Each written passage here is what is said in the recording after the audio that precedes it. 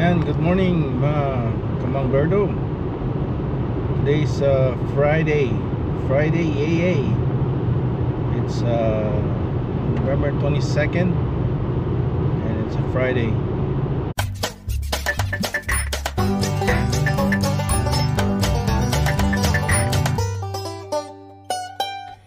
Yeah, boy. Ano na, maintenance due soon na. 15% life, kailangan na mag-change oil. It's minus 13 outside according to the temperature. So we're going to Mackenzie today, and I have to troubleshoot the vapor jamming issue of the copier. So yan, nag-discuss kami ng aking manager.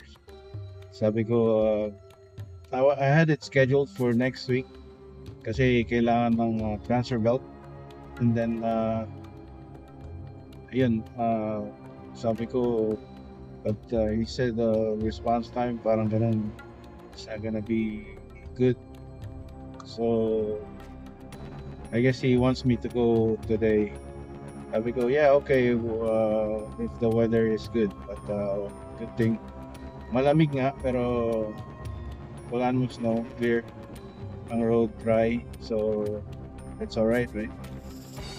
Yeah, I went in, pero yung parts, wala pa rin sa preventative maintenance parts, sa transfer belts. You have to create another call for it, or maybe incomplete this call. Wait for it to come in there. Let them call me, and then when it's there, I have to go back here again. It's 2 hours drive from Prince George to Mackenzie. It's about 200 kilometers. It's about 185, I think, in the Google map. So more or less 200 kilometers, right? So yeah, it's gonna be cold, but the wind is good. There's no wind at all, or there's wind, but less wind lang. So it's not gonna be, yun yung masakit pagka yung wind is tumatagos sa skin, right? So kailangan may gloves ka lahat. Here, ito yung binili ko sa Amazon. Sinahuli ko yung sa Winners, Hurley. This one's not no name brand, but they will do the job. Not necessarily na kailangan mo ng no name brand. Not brand name para sa mga just seasonal clothes, right? So, I mean, if you go for quality, not for brand name. Kung nakuha mo naman sa Amazon, that it would last you the whole winter, then I would keep it. Then, kasi over time, storage mo naman to. Pagka summer, hindi mo ginagamit. So, pagka brand name, then you'd probably lose it, and then that's it. It's no good for you, right? So, and hopefully we can get some drone shots. It's gonna be cool, but hopefully I can give you guys some drone shots later. Alright? Yan ang ganda. Ice patch. Takot. Sa kabila, ice patch. Yan ang ating white Christmas. Dito talaga white Christmas. Bundok. Malapit nang matulog din ng mga mag-hibernate yung mga bears. Isang araw nag-alo kayong mga bear, ay isang bear lang nakita sa garbage namin. Yan, nakuha ko yun. Just look for the link, be aware. Yan, sumigaw pa ako dun, and then para gulatin ko lang siya tumakbo. Kasi magkakalat siya dun sa front yard. So ang nangyari din naman dinala din niya yung basura kung saan sa likod ata, nakita ko sa sulok. Yan. Dito, dahan-dahan na ako dito. Yan, Kenzie Mount. Pagka yung kumpado ng ganyan, kailangan kang bibilis. Kailangan mag-slow down talaga. Yung feel na may control ka, huwag mong ipasawaya sa kotse yung momentum mo kasi yun yung kalaban mo. Ito, tsaka yung mga nasa kabila kasi two-way lang to eh. 1-1. So, hindi mo alam kung yung sa kabila minsan ditiretso sa'yo. Hindi mo alam, di ba? Na nasa iyo yung buhay mo eh. Nasa kanila din eh. Yun nangyari sa amin. Kahit mabagal ka, mag-iingat ka ba? Pagka yung kabilang party is really, in a bad state. Sometimes yung health reason, ganyan, weather. So, a lot of factors are affected sa driving dito sa Canada, right? You have to be physically, mentally prepared sa mga bagay-bagay. Yan, stress din sa driving. Kasama yan.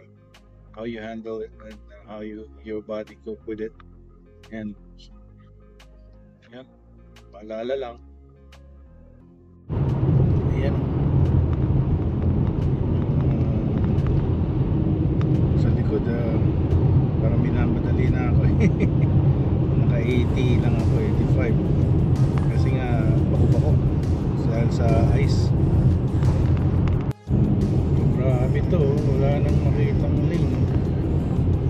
Puti na lahat. Pero, yan, nag-solid ice na kasi, nag-minus 13 na eh. So, itong buhay sa Canada, pagka ganitong November, December, January, February, March, yan, sa April, okay na. So, November, December, January, February, March, 5 months na halos kalahating taon magtitiis ka ganito. Yan, nakakantok kaganito. Isa lang din ang nakikita mo. Yan, may mga patches na rough. Grabe ito. Slow down ka dito. Tulas. Ay nako. Buhay nga naman. Ayan, ilagyan nila ng parang brake para at least hindi pumunta sa kabilang side. Parang bako-bako. Siguro yung bulldozer na ano niyan is rigid, I guess tawag yan. I don't know. Ayan, kita nyo naman wala na ako ngayon 90 100 normally dito eh. Ayan. Ba na yung mga ay baliktad. Ayan, nagbabaan na pala yung mga pine tree oh. Ayan, grabe yung dito. Ice. Tapos may mga nagpapas pa ng mga pick up. Yung naipakita sa inyo kanina. Gilis. Ano doon yung lake doon Yan kaso ayan tabunan na. Yun yung Pine Pass. Tang Chetwing. Yan, maganda dyan yung Asusweta Lake. Pero doon pa yun. Yan lang yung part ng Pine Pass. Kaya, malaki yun A few moments later. Imagine that. Let's go! 2 hours or a lot of things can happen. And ako, I'm right now here.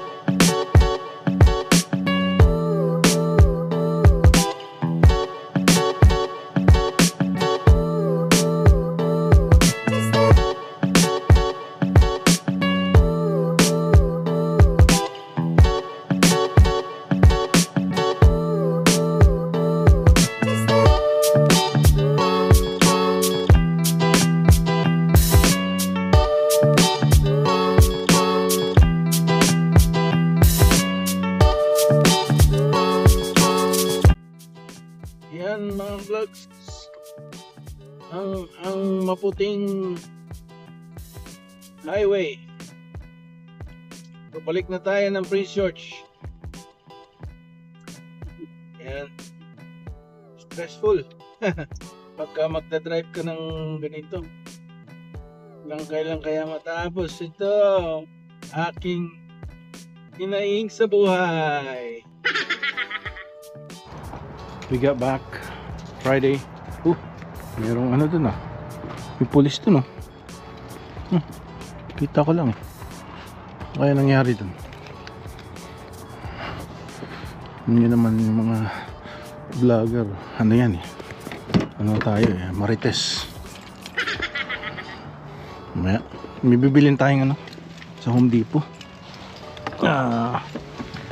Yung ang tawag ito ayun nag-imbestiga insulation tsaka plastic kasi nagreklam pinaayos yung tubo na nag-leak tapos nasok daw yung insulation so kailangan palitan tsaka yung I guess protective barrier. Yan ito nga pala yung binili natin ito plastic sheet drop tsaka R12 para dun sa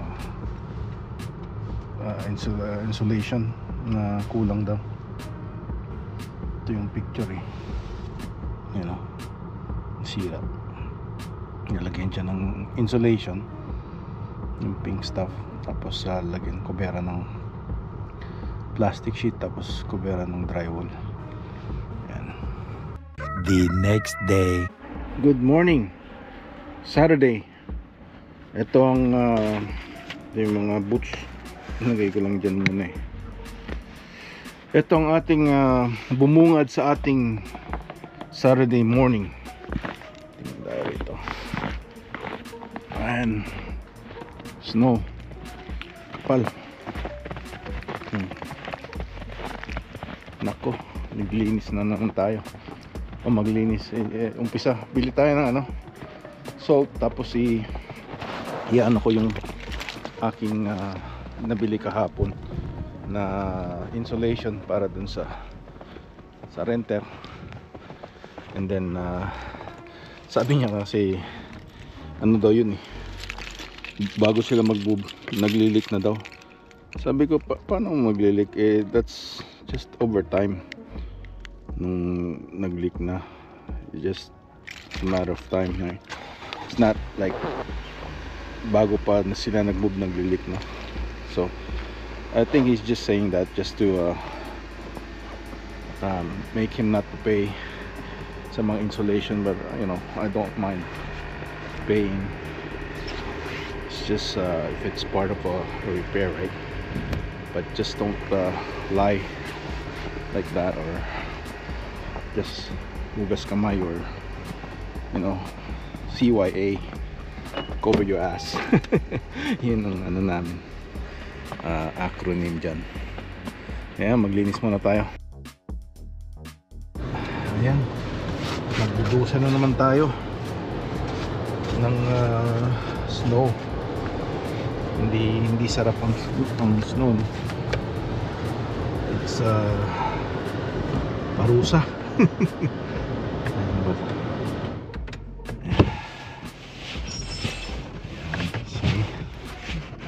Alis na tayo.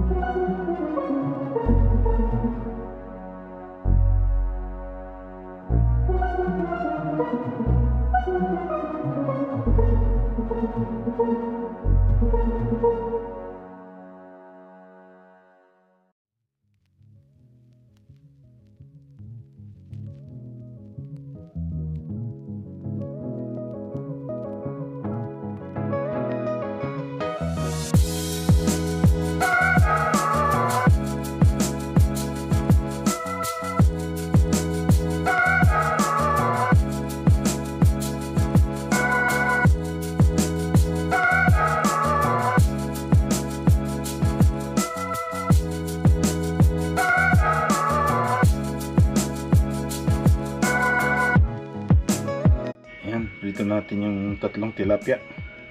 Tayo ng wok. Tayo ng fresh na mantika.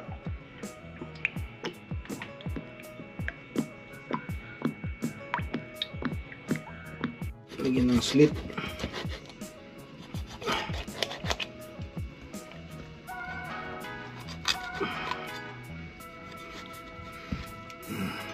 Dalawa lang. Para lang pasnan.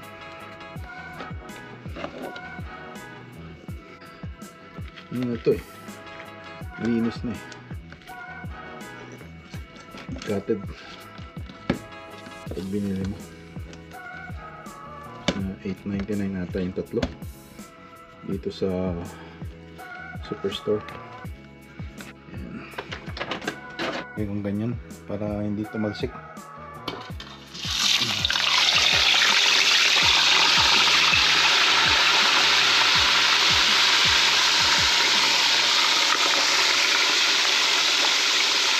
Tatlo na, sabay na.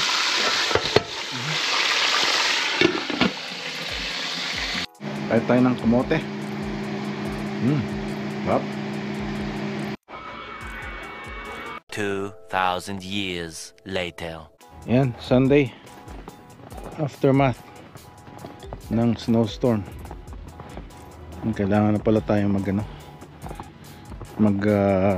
saksak ng ating sasakyan. Mag-shovel tayo eh. Gandang umaga sa inyo. Yan so update lang sa sa Pinas nagkakagulo na ata dahil panggigipit nila kay Sara Duterte. Bakit siya lang ang ang ginigipit?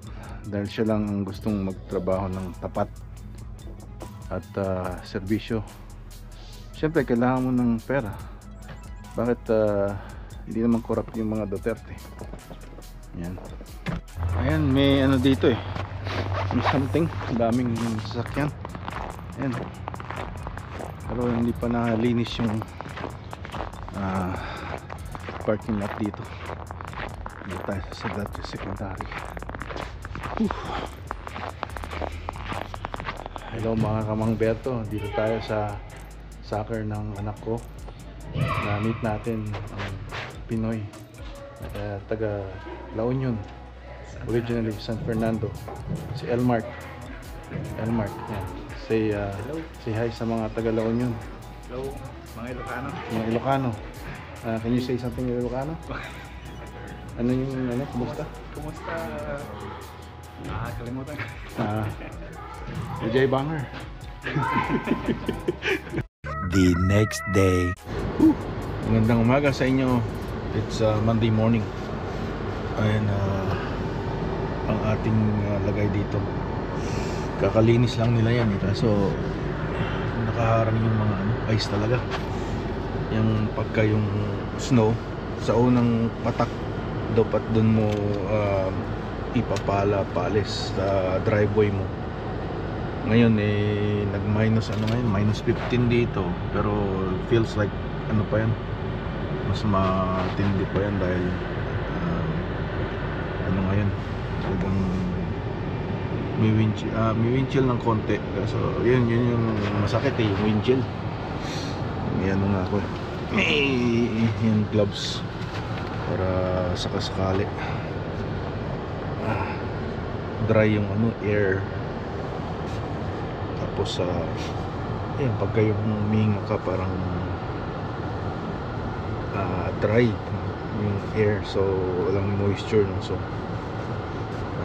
kailangan mo uminom para magka-moisture ka. Ayan. So punta tayo sa may first call ako sa city. Ayan. Nga pala yung mga nangyayari sa atin sa Pilipinas yun lang ang nakakalungkot na. Pare-pareho silang mga government workers, sila yung nagbabangayan dahil lang sa politika, family versus family, parang gano'n na nangyayari yung even sa same barangay mo, minsan magkapamilya kayo doon, nag-aaway-aaway din. Parang ganun eh. Parang ganun din eh, na larger scale lang nakakaya sa ano, sa buong mundo. Kasi imbis na maging ano, superpower or magtulungan para gumawa ng trabaho para sa mga maliliit, eh ewan ko kung ano nangyayari sa atin doon. Parang yun nga, nag-history repeats itself na naman. So hopefully it'll get resolved as quickly as possible para naman progressive ang ating Pilipinas, mahal na Pilipinas, para maging ano tayo ron, competitive sa neighboring countries. Pag-iwan na tayo ng Laos, Cambodia, Vietnam, Thailand. Dati sila tong ang alam ko, tayo ang nagturo ng rice irrigation system sa kanila, no? I think sa Thailand ba yun. Tapos ngayon sila yung number 1 rice exporter. Yan. So yun na muna. Magaling ang Pilipino, walang duda doon. So kung yung galing na yun kinokolaborate, pinagsama-sama para sa isang goal, para sa kabutihan ng mamamayan ng bansa, sana ay magiging matupad ang ating mga hangarin sa buhay, lalo na yung mga nasa malilit na ano. Kaya ang advice ko lang din na kailangan na huwag kayong umasa sa gobyerno, huwag masyadong naghihintay sa gobyerno. Kailangan kayo din ang